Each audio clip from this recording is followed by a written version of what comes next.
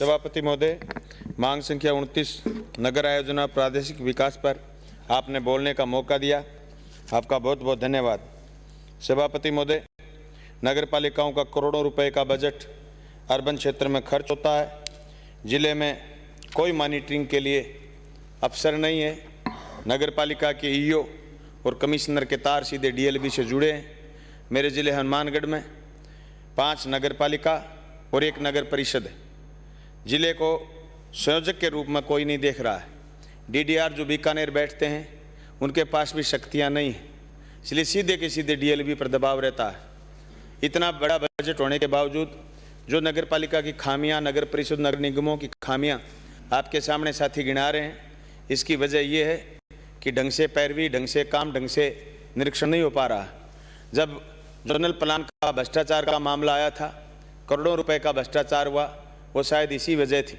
यही वजह है कि नगर पालिका में सीवरेज के काम चल रहे हैं, लेकिन 2016 से 17 से काम आज तक पेंडिंग। कंपनियां काम ढंग से नहीं करती, ठेकेदार काम ढंग से नहीं करते, लेकिन मॉनिटरिंग कोई ढंग से नहीं हो रही। इसलिए हम शासन से मांग करते हैं कि या तो डीडीआर को ताकत दी जाए या फिर जिले में भी एक संयोजक अफसर बनाया जाए। जिस तरीके से पंचायतों में ग्राम विकास अधिकारी से लेकर के बीडीओ से लेकर के एसीओ और सीओ एक पावरफुल पूरी टीम है, उस टीम की तरीके से ही नगर पालिका, नगर निगम, नगर परिषदों को देखा जाए। सीवरेज का काम मेरे विधानसभा क्षेत्र में बादरा में चल रहा है, वो जल्दी पूरा करवाया जाए। रुडसी को जो काम कर रही है उसको अभी तक 7 वार्ड मिले हुए नहीं हैं। उन 7 वार्डों में पहले राविल ने काम किया था। राविल के काम आज से 10 साल पहले हुए। दूसरी पाइपलाइनें थी, नहीं उनको चेक किया गया। इसलिए मेरी मांग है कि राविल से जो काम करवाया गया था 10 साल पहले, उसकी बजाय वापस रुडसिको से करवाया जाए और घर घर कनेक्शन का काम भी रुडसिको से करवाया जाए, ताकि रुडसिको अपनी जिम्मेदारियों से भाग ना सके। सभापति महोदय, बादरा शहर से सावा रोड जो जयपुर के लिए आता है, उस पर C65 के नाम से ओवर ब्रिज या अंडर ब्रिज की मांग वर्षों से लंबित है। बादरा शहर में एक साइड में शमशान भूमि, दूसरी साइड में कब्रिस्तान है। लोग जनाजे लेकर के और अर्थियाँ लेकर के खड़े रहते हैं। मेरी मांग है कि वो तुरंत C65 को कंप्लीट किया जाए, वह अंडर ब्रिज बनाए सरकार या फिर ओवर ब्रिज बनाए। शहर में पेयजल के लिए नई योजना लेकर के आने की जरूरत है, क्योंकि शहर में बढ़ती जनसंख्या घनत्व को देखते हुए पेयजल के कई वार्डों में दिक्कतें आ रही हैं। टैल पर पानी नहीं पहुंच रहा, जिससे बहुत भारी दिक्कत है। सीसीटीवी कैमरे शहर में लगाने की जरूरत है। शहर बादरा में नहीं, पूरे राजस्थान के नगर निगम, नगर परिषदों में सीसीटीवी कैमरे लगे, जिससे चोरियों का खतरा नहीं रहे, चोर पकड़े जाएं, आपराधिक घटनाएं नहीं बढ़े, इसलिए सुख चैन की नींद लोग सोएं। 33 किलोवाट की केवी की लाइन शहर की बस्तियों के बीचों बीच गुजरती है। हम चाहते हैं कि इन वार्डों से लोगों को निजात दिलाएं और सारी की सारी 33 केवी की लाइनें हटाने का काम करें। मेरी मांग है कि जो वेतन संबंधी दिक्कतें आ रही हैं, नगर पालिका बादरा में वेतन के पेटे, चुंगी पुनर्भरण प्रतिमाह 34 लाख रुपए प्राप्त होते थे, जबकि वास्तव में वेतन प्रतिमाह 52 लाख रुपए का भुगतान किया जाना होता है। इसके फलस्वरूप नगर पालिका को 22 लाख रुपए का अतिरिक्त भार वहन करना पड़ता है।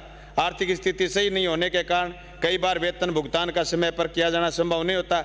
ऐसी स्थिति में सफाई कर्मचारियों द्वारा समय समय पर विरोध स्वरूप झाड़ू डाउन कर सफाई कार्य बंद कर दिया जाता है, जिसके फलस्वरूप शहर की सफाई व्यवस्था चरमरा जाती है। राज्य कर्मचारियों की वेतन की गारंटी के अनुरूप पालिका कर्मचारियों के वेतन की गारंटी होना भी जरूरी है। सफाई जैसा कार्य करने के लिए यदि नगर पालिका कर्मचारियों को समय पर वेतन ना मिले तो अत्यंत ही चिंता का विषय है। सभापति महोदय, राज्य कर्मचारियों की भांति पालिका कर्मचारियों, सफाई सेवकों को समय पर वेतन की गारंटी लेनी चाहिए। वेतन भत्तों के अनुदान की राशि भी दी जानी चाहिए। मेडिकल सुविधा की बात करूं तो मैं राज्य सरकार द्वारा अपने समस्त सेवानिवृत्त और राज्य कर्मचारियों को सेवानिवृत्ति के पश्चात मेडिकल सुविधा वर्षों से प्रदान कर रखी, लेकिन पालिका के कर्मचारियों को आज दिनांक तक मेडिकल सुविधा नहीं दी गई है। एक नगर पालिका का सफाई कर्मचारी गंदगी उठाता है, नालों के अंदर घुस करके सफाई करता है, बीमार हो जाता है, सेवानिवृत्त हो जाता है, सेवानिवृत्ति के बाद पेंशन से ही अपना इलाज करवाता है। यह घोर निंदनीय बात है। इसलिए मेरी शासन से मांग है कि सफाई जैसे कार्य करने के बाद भी सेवानिवृत्ति में, पेंशन में, बीमारी पर पैसा खर्च करने वाले लोगों को बीमारी के इलाज के लिए तुरंत भुगतान मिलना चाहिए। आवारा बेसहारा पशुओं की बात करूं मैं, शहर के अंदर गौशालाओं को अनुदान मिलता है, लेकिन अनुदान में वो सिर्फ दुधारू गायों को रखते हैं जो नंदी गांव शहर में घूम रहे हैं। जिससे एक्सीडेंट भी हो जाते हैं, लोगों की दुकानों में घुस जाते हैं, भारी परेशानी हो रही है। इसलिए न्यायोचित आदेश करना चाहिए कि जो भी शहर में नंदी घूम रहे हैं आवारा, वो भी गौशालाओं के अंदर जाएं और सरकार उनके लिए अलग से अनुदान की घोषणा करे।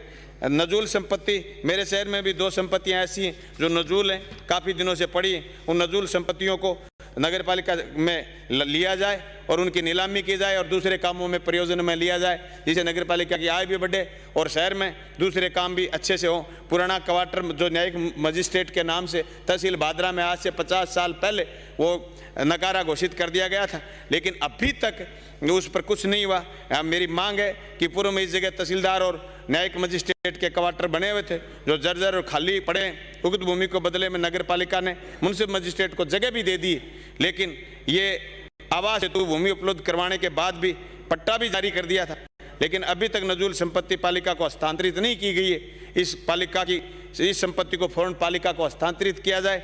दूसरी जकात पुलिस थाना सोनी बाजार भादरा में हम भी इस जगह को दूसरी जगह में ले जा करके और दूसरा काम में लेना चाहते हैं, चाहे वहाँ हमें अच्छे से बाथरूम भी बनाना पड़े जो शहर के लोगों के काम आए। वर्षा और अतिवृष्टि में अनुदान की जरूरत होती है। सभापति महोदय, शहरी क्षेत्र में वर्षा अतिवृष्टि से सड़कों नालियों प्रतिवर्ष होने वाली क्षति पर सड़कों और नालियों के पुनर्निर्माण मरम्मत हेतु अनुदान राशि प्राप्त होती है। राज्य सरकार द्वारा गत वर्षों में क्षतिपूर्ति अनुदान देना बंद कर दिया, जिससे के अभाव में अतिवृष्टि से सड़कों और नालियों की हुई क्षति का पुनर्निर्माण मरम्मत नहीं होने से शहर के सौंदर्यीकरण पर विपरीत असर पड़ता।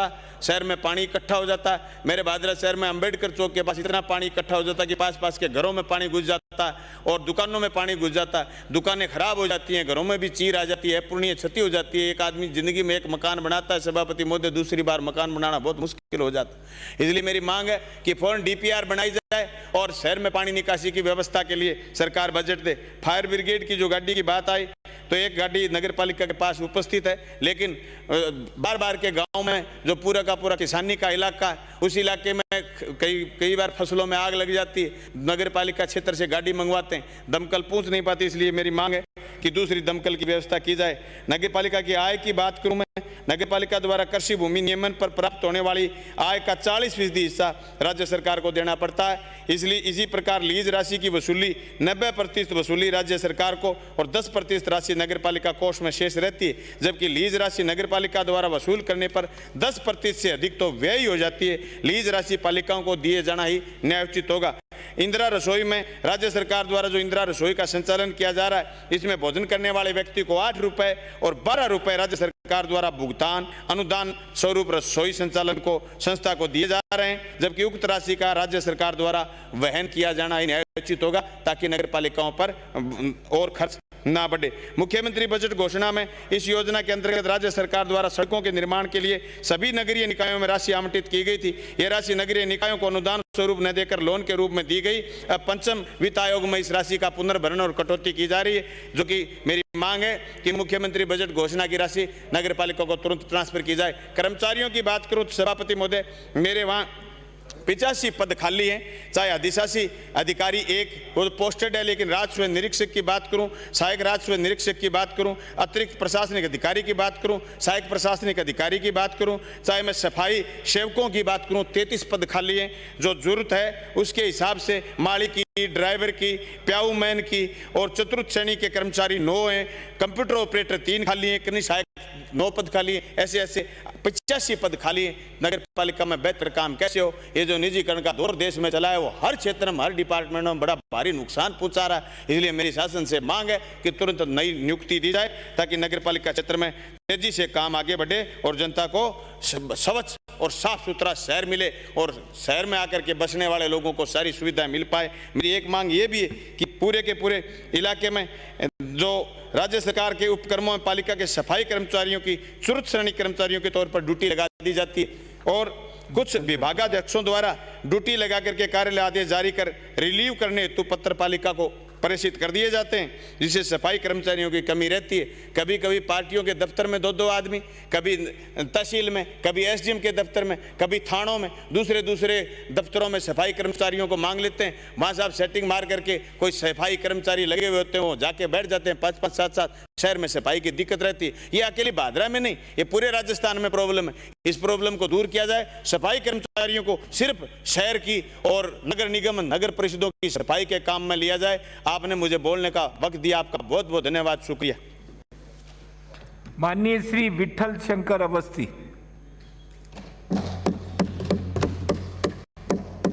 सभापति महोदय,